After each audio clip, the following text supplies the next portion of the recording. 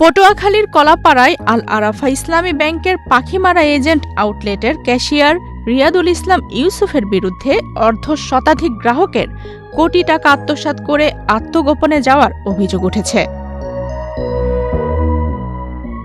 এ ঘটনার প্রতিবাদে ২৯ জুন সোমবার সকাল ১১টার দিকে ভুক্তভোগী গ্রাহকরা ব্যাংক ঘেরাও করে বিক্ষোভ করেন।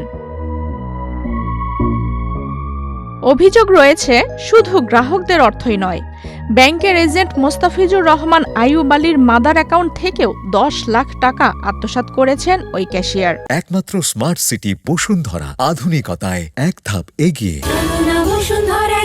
ভুক্তভোগী গ্রাহকদের অভিযোগ, রিয়াদুল ইসলাম ইউসুফ গ্রাহকদের কাছ থেকে টাকা গ্রহণ করলেও তা ব্যাংকের অনলাইন সিস্টেমে জমা দেখাতেন না। গ্রাহকদের মোবাইলে জমার বার্তা না পৌঁছালে তিনি সার্ভার সমস্যার অজুহাত দেখিয়ে বিষয়টি এড়িয়ে যেতেন। পরে এজেন্ট ও গ্রাহকদের সন্দেহ হলে বিষয়টি প্রকাশ্যে আসে। এরপর থেকেই তিনি আত্মগোপনে রয়েছেন।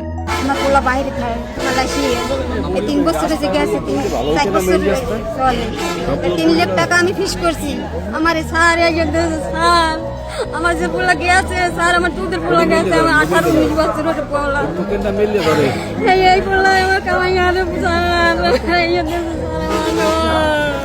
আমার সামনে মালয়েশিয়া থাকে। আমি 4 বছর টাকা ফিস করছি, সামনে 25 সালে করছি, একবারে 26 সালে 2 বার। তারপর আমি ফোন দিয়ে ম্যানেজারের রাত বেরোতার দিকে এই সমস্যার কথা হইলে যে ভাই আমার তো ফিক্স করা টাকা কোনো সমস্যা হয় না, আপনার ফিক্স কোনো সমস্যা হবে না, আপনার টাকা সব আছে, এজেন্টের টাকা আছে। আমি তো এবার ঘুরাই গেছি, যাই আমি বেড়াচ্ছি আর আলিপুর যাই অ্যাকাউন্টে চালতেছে, তাই আমার কোনো টাকা নাই। ব্যাংকের এজেন্ট মোস্তাফিজুর রহমান আইয়ুব আলী বলেন, অর্থ আত্মসাতের বিষয়টি ব্যাংক কর্তৃপক্ষকে জানানো হয়েছে। ভুক্তভোগী গ্রাহকদের টাকা ফেরত দেওয়ার জন্য ব্যাংকের পক্ষ থেকে প্রয়োজনীয় পদক্ষেপ নেওয়া হচ্ছে। গ্রাহকের তথ্য মতে আমি এখন পর্যন্ত 15 জন পাইছি।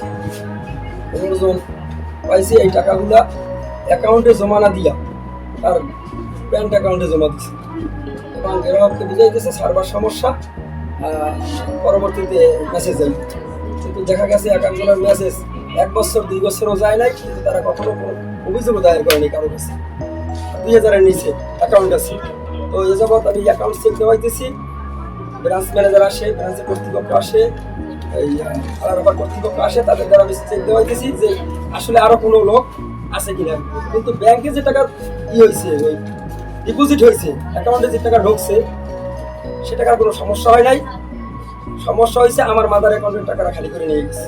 ক্যাশিয়ারের নামে আমি তাৎক্ষণিকভাবে হেড অফিস জানাইছি, সব জায়গায় জানাইছি, প্রশাসনে জানাইছি, ওসি মহোদয়কে জানাইছি। ওসি মহোদয়কে জানানোর পরে সে বলছে এটা জিডি করার জন্য। আমি যদি বের হয়ে আসে তারপর সপ্তমীতে ওই সময় যাচাই করবো। অবশ্যই কেউ যদি 5 লাখ বলে, সে সম্পূর্ণ মিথ্যা বলে না, অবশ্যই সে 2 লাখ হইলেও পাইবে।